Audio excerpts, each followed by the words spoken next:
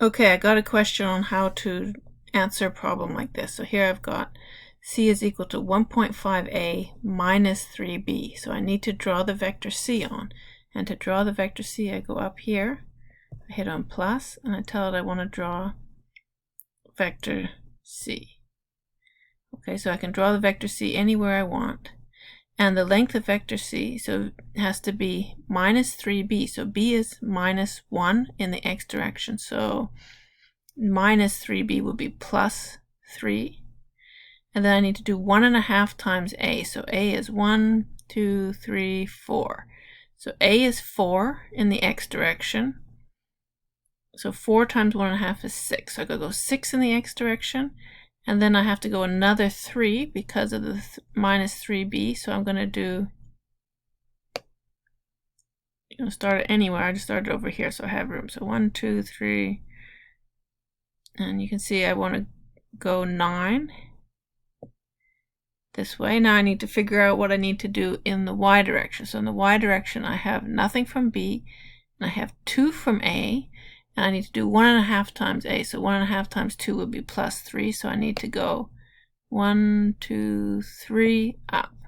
All right, so I should do a calculation. All right, so let's see if I can draw on here. Okay, so do some annotation. So cx is going to be 1.5 ax minus 3 times bx. Okay, so a, if I do my vector a is equal to 1, 2, 3, 4 in the x direction and 2 in the y direction. B is minus 1 in the x direction, 0 in the y direction. So for my ax is 4, so it's 1.5 times 4. And my bx is minus 1, so 3 times minus 1, that's 9. And cy is equal to 1.5 ay minus 3by. Okay, so ay is 2, so I got 1.5 times 2. And by is 0, so it's not going to make any contribution, so 1.5 times 2 is 3.